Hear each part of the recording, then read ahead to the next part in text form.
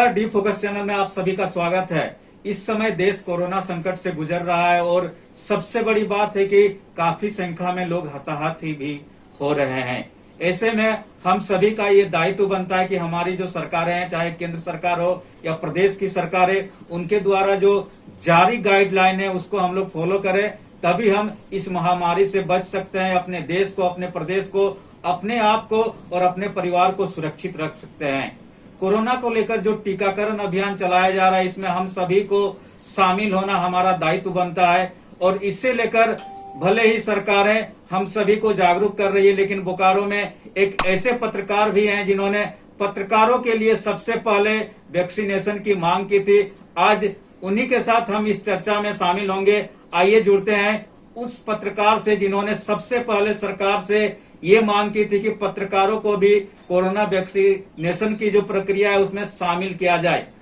तो आइए उनसे मिलाते हैं और उनका स्वागत करते हैं। हिमांशु जी, आपका स्वागत है। बहुत बहुत धन्यवाद। ऐसे तो सरकारें जगह जगह कोरोना वैक्सीनेशन का जो प्रक्रिया है उसको चला रही है, लेकिन आप वो पहले पत्रकार थे जिले में जिन्होंने सरकार से, चाहे हमारी हेमंत सरकार हो या केंद्र की सरकार, उनसे मांग की थी कि पत्रकार चूंकि सबसे ज्यादा संवेदनशील कार्य करते हैं, ऐसे में पत्रकारों को भी सबसे पहले और सबसे सटीक तरीके से इस वैक्सीनेशन प्रक्रिया में शामिल किया जाए। क्या कहेंगे आप, कहां से आई ये सोच आपको? आपने जो बातें कही है वो बातें पूरे शहर ने देखा है कि जिस समय कोरोना पार्ट 2 आया था और लगातार मौत का सिलसिला बढ़ गया था, पूरे झारखंड में कई दर्जन पत्रकारों की मौत हो चुकी है। हम लोगों ने सोशल साइट के माध्यम से देखा, एक मानव बम की तरह पत्रकार इस शहर में घूम रहा है या पूरे राज्य में घूम रहा है। पत्रकारों को हर जगह जाना है, क्योंकि अगर किसी भी नेता को पब्लिसिटी चाहिए तो वो सबसे पहले पत्रकारों को बुलाते हैं। वो खुद सारी सुरक्षा मुहैया कराकर अपने चैम्बर में बैठे हुए हैं, लेकिन पत्रकार को बुलाते हैं कि आप आइए, हमें माइलेज दीजिए। या सामाजिक संस्था हो या पुलिस प्रशासन के लोग हो, जिला प्रशासन के लोग हो, हर लोगों ने पत्रकारों का इस्तेमाल किया, लेकिन पत्रकारों के बारे में किसी ने चर्चा नहीं किया या मांग नहीं उठाई कि पत्रकारों को सबसे पहले वैक्सीन करना चाहिए या फ्रंट लाइन वर्कर जो सरकार ने रखा था वॉरियर्स को, उसमें पत्रकारों का नामो निशान कहीं नहीं था। मुझे काफी दुख हुआ। सोशल साइट के माध्यम से ये देश लोकतंत्र है और तमाम लोगों का हक है कि अपनी आवाज को बुलंद कर सकते हैं। मैं भी एक छोटा पत्रकार हूं, लेकिन बोकारो स्टील सिटी में रहने वाले तमाम हमारे जो मित्र हैं उनके बारे में जरूर चिंतित था कि तमाम लोगों को टीकाकरण होना चाहिए। केवल 45 वर्ष के ऊपर के लोगों को टीकाकरण हो रहा था और पत्रकारों में भी 45 वर्ष के ऊपर के पत्रकारों को ये सुविधा थी कि जाके वो टीकाकरण करा सकते थे। लेकिन जो कम उम्र के पत्रकार थे, जो हमारे साथी थे, जो हम दिन रात फील्ड में काम करते थे, वैसे पत्रकारों को टीकाकरण का मौका नहीं मिल रहा था। इसीलिए हमने आवाज उठाया कि तमाम हमारे मित्र गणों को, क्योंकि मौत का सिलसिला लगातार बढ़ रहा है, जो पत्रकार मर जा रहे हैं उनके परिवार वालों से पूछने वाला भी कोई नहीं है कि क्या साहब आपके परिवार का क्या होगा। आज अगर कहीं एक नेता बीमार पड़ जाता है तो उसे एयरलिफ्ट कर बाहर ले जाने की व्यवस्था की जाती है, लेकिन बताए आपकी पूरे झारखंड में या बोकारो जिले की अगर बात करूं तो कौन से पत्रकार कभी भी बीमार पड़े हो तो उसके लिए कोई भी राजनीतिक पार्टी या कोई भी राजनीतिक दल का व्यक्ति आगे आया हो। तो हमारी दिल में एक इच्छा थी कि जो हमारे लोग हैं उनके लिए एक आवाज उठाए। ठीक है, ये प्रोग्राम जब टीवी स्क्रीन पे आएगा, लोग देखेंगे तो बहुत सारी चर्चा भी करेंगे कि हिमांशु माइलेज के लिए ये काम कर रहा है। नहीं, मैं माइलेज के लिए काम नहीं कर रहा हूं, मैं आपके हक और हुकूक की लड़ाई लड़ना चाहता हूं। क्योंकि अगर आपके हक और हुकूक की आवाज खुद आप अपने टेलीविजन या अखबार के माध्यम से नहीं उठा पा रहे हैं तो ये काफी दुखदायक है। तो मैंने सोशल साइट के माध्यम से अपनी आवाज को बुलंद करने का एक प्रयास किया, जिसमें बोकारो जिले के कई पत्रकारों ने मुझे व्हाट्सएप पे मैसेज किया और कहा कि आप अच्छा काम, अच्छा मुद्दा को उठाए हैं। हम धन्यवाद करना चाहते हैं गोमिया के विधायक श्री लंबोदर महतो को कि हमारे आवाज उठाने के बाद उन्होंने भी मांग किया कि पत्रकारों को वैक्सीनेशन दिया जाए। हम धन्यवाद करते हैं भारतीय जनता पार्टी के प्रदेश अध्यक्ष को कि उन्होंने एक मुद्दा उठाया। हम धन्यवाद करते हैं कांग्रेस के प्रदेश अध्यक्ष को कि उन्होंने भी मुद्दा उठाया। हम धन्यवाद करते हैं इस राज्य के मुखिया को जो हेमंत सरन है, उन्होंने 18 साल के 18 साल से ज्यादा उम्र के जितने भी पत्रकार थे उन्हें इस वैक्सीन का लाभ उठाने का मौका दिया।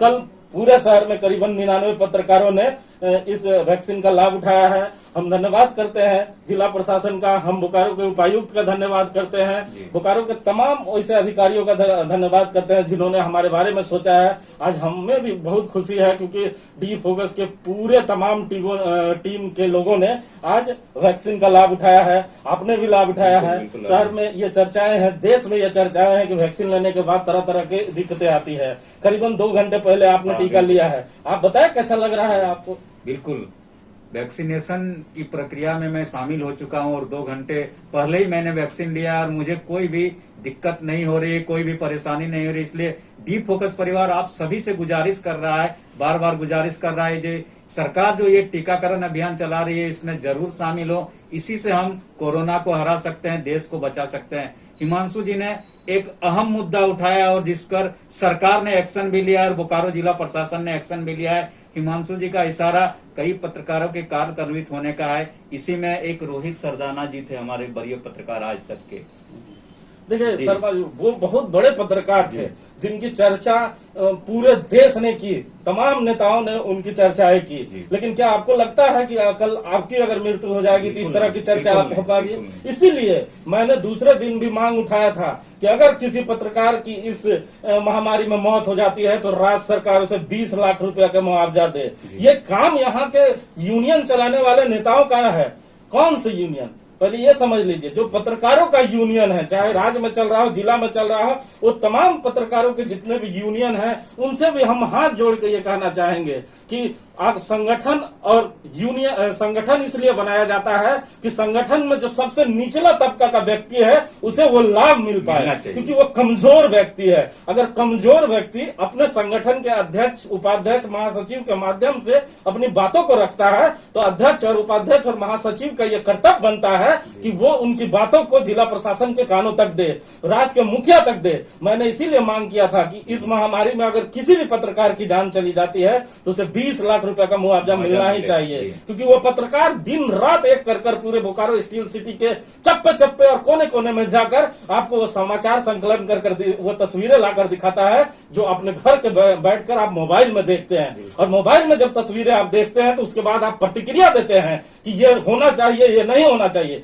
लेकिन वो तस्वीर पत्रकार लेकर आता है और पत्रकार का नैतिक जिम्मेदारी बनती है, यहाँ के राजनीति करने वाले लोगों को भी बनती है कि अगर किसी भी पत्रकार को कुछ होता है तो उसके परिवार वालों को मुआवजा दिलाने के लिए वो आगे है। इसीलिए हम मांग करते हैं कि चाहे फोटोग्राफर हो, चाहे पोर्टल में काम करने वाले हो, अखबार में काम करने वाले हो, टेलीविजन में काम करने वाले हो, जैसे भी पत्रकार हो उनको मुआवजा मिलना ही चाहिए और टीकाकरण में उन्हें भागीदारी मिलने ही चाहिए। तो टीकाकरण में सरकार ने भागीदारी हमें दिलाया है, इसके लिए हम सरकार का तहे दिल से धन्यवाद करते हैं।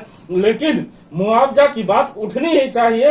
हम जितने भी कमेटी बोकारो स्टील सिटी में चलते हैं उनसे जरूर कहना चाहेंगे कि सर आप लोग इस मुद्दे को जरूर उठाएं और छोटे तबके के जो पत्रकार हैं उनको लाभान्वित जरूर करें, क्योंकि अगर पत्रकारों की मृत्यु हो जाती है उसके बाद कोई पूछने नहीं जाता है। मैंने देखा है बड़े बड़े पत्रकार बोकारो शहर में हमने अपने चैनल में भी दिखाया है। आपने देखा होगा कि किस तरह चंदा करना पड़ता है पत्रकारों की मौत पर, और चंदा देने वाले भी पत्रकार ही रहते हैं, चंद नेता आते हैं। और इसी मुद्दे पे आप देख ले बोकारो स्टील सिटी में कितने राजनीतिक और कितने नेताओं ने आगे बढ़कर कदम उठाया, आवाज उठाई, कोई सामने नहीं आता। जल्दी देख ले, ये मैं नहीं कह रहा, ये सोशल साइट कहता है कि इस मुद्दे पे समर्थन करने के लिए कितने लोग आगे आए हैं। इसीलिए मैं मांग कर रहा हूँ कि हर एक तबके के लोगों का, जो पत्रकार है, पत्रकार का जो भी तबका हो, सबको इससे लाभ मिले।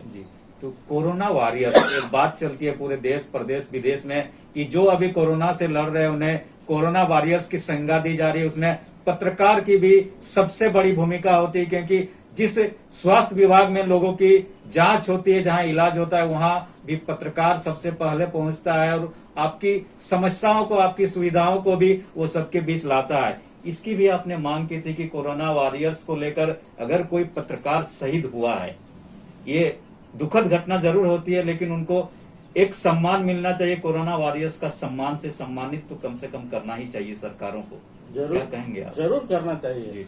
उनका हौसला बढ़ाने के लिए उन्हें सम्मान करना ही चाहिए। जी। इसके पहले भी जब पार्ट 1 था उसमें हमारे पत्रकार मित्रों ने दिन रात एक कर काम किया था और तमाम जगह के खबरों को टेलीविजन अखबार के माध्यम से बोकारो स्टील सिटी के लोगों के मोबाइल और अखबार के माध्यम से तस्वीरें भेजने का काम किया था। लेकिन मुझे नहीं लगता कि किसी भी पत्रकार को एक बड़े स्टेज पर जाकर किसी ने सम्मानित करने का काम किया, लेकिन केवल उसमें भी दिग्भ्रमित करने का काम किया गया। एक छोटा सा प्रमाण पत्र देकर उन्हें खुश किया गया। लेकिन मैं कहना चाहता हूं कि सम्मान समारोह जब भी पत्रकारों का हो या कोई भी पत्रकार अच्छा काम कर रहा है तो उन्हें सम्मान मिलना ही चाहिए, चाहे अखबार का हो, टीवी चैनल का हो, पोर्टल का हो। अगर वो अच्छा काम कर रहा है तो उसको प्रोत्साहन को बढ़ाना ही चाहिए।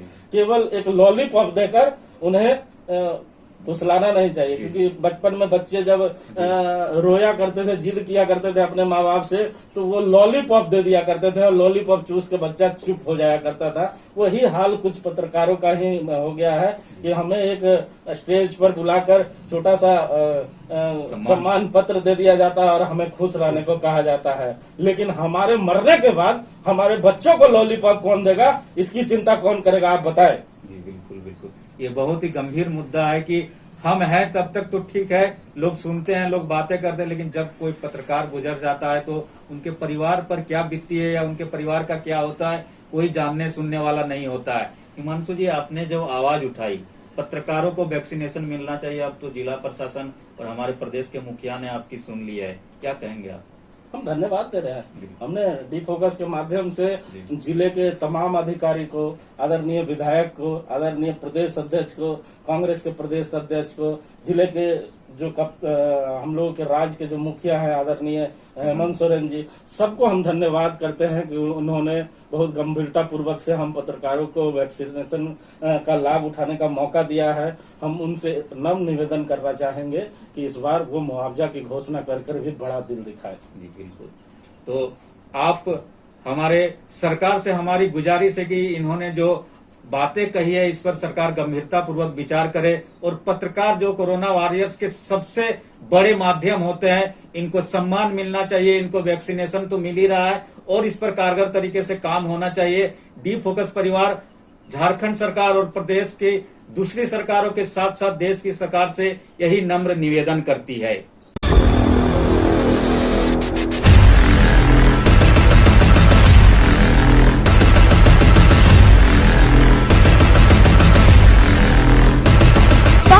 वृत्तवेधवर राजकीय